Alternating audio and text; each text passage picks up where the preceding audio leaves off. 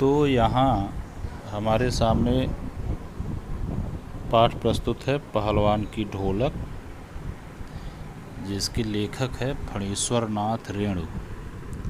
फणीश्वर नाथ रेणु के बारे में अगर हम जानें तो हिंदी साहित्य के बहुचर्चित कथाकार हैं। कथाकार से मेरा मतलब है उपन्यासकार और कहानीकार। हम सभी पढ़े हैं प्रेमचंद को, और प्रेमचंद को पढ़ते समय हम लोगों ने जाना था कि प्रेमचंद अब तक के सर्वश्रेष्ठ कथाकार माने जाते हैं। लेकिन प्रेमचंद के बाद के कथाकारों की अगर चर्चा की जाए तो उसमें फणीश्वर नाथ रेणु सबसे आगे पढ़ते हैं। और हिंदी साहित्य में फणीश्वर नाथ रेणु जो एक महत्वपूर्ण बात के लिए जाने जाते हैं वो है आंचलिक कथाकार के तौर पर। आंचलिकता हिंदी साहित्य में स्थापित करने का श्रेय सिर्फ और सिर्फ फणीश्वर नाथ रेणु को जाता है। आंचलिकता की अवधारणा फणीश्वर नाथ रेणु से पहले हिंदी साहित्य में नहीं थी। फणीश्वर नाथ रेणु ने ही अपने उपन्यास मैला आंचल के माध्यम से हिंदी साहित्य में 1954 में ये उपन्यास आया था। इस उपन्यास के माध्यम से हिंदी साहित्य में आंचलिकता की अवधारणा को स्थापित किया।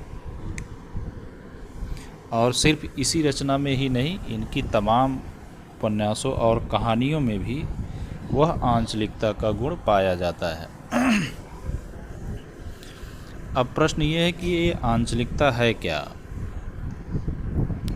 दरअसल आंचलिकता अंचल शब्द से बना है। अंचल एक क्षेत्र विशेष को अंचल कहते हैं। किसी भी इलाके का, किसी भी जगह का क्षेत्र विशेष को अंचल कहते हैं, जिसमें 2-4-10 गांव आते हैं। उस पूरे इलाके को एक अंचल कहेंगे।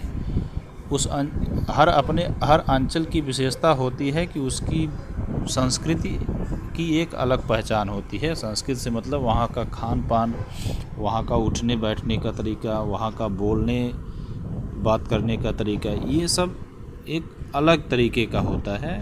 तो जितने दूर में एक तरीके का होता है उसको एक अंचल कहते हैं। ऐसे कोई राजनीतिक सीमा नहीं है या भौगोलिक सीमा नहीं होता है एक अंचल का। ये एक समानता के आधार पे कुछ इलाकों को मिला करके एक अंचल मान लिया जाता है, जिसकी अपनी कुछ खास विशेषताएं होती हैं। तो उन खास विशेषताओं को, किसी अंचल की खास विशेषताओं को कथा का केंद्र बनाना ही आंचलिकता है। दरअसल वहाँ की भाषा, संस्कृति, लोक जीवन, बोली बानी, जो भी अपना एक अलग तरीका जो भी है उसका, उसको कहानी का या उपन्यास को केंद्र में लाना ही आंचलिकता है। और फणीश्वर नाथ रेणु ने इसको बखूबी किया। फणीश्वर नाथ रेणु के बाद यह विशेषता हिंदी साहित्य में चल पड़ी और तमाम रचनाकारों ने आंचलिकता को अपनी कथाओं में सम्मिलित किया।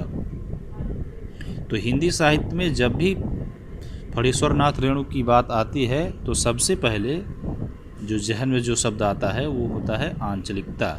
इसलिए हमें भी ध्यान में रखना है कि जब भी कहीं फणीश्वर नाथ रेणु का नाम आए तो तुरंत हमारे दिमाग में आंचलिकता आना चाहिए, या आंचलिकता शब्द कहीं प्रयोग हुआ हो तो हमें हमारे दिमाग में तुरंत आना चाहिए फणीश्वर नाथ रेणु, क्योंकि फणीश्वर नाथ रेणु ने ही इसको शुरू किया था। तो ये था कुछ मुख्य बात फणीश्वर नाथ रेणु के बारे में। बाकी इनकी रचनाएं वगैरह बुक में दिया हुआ है।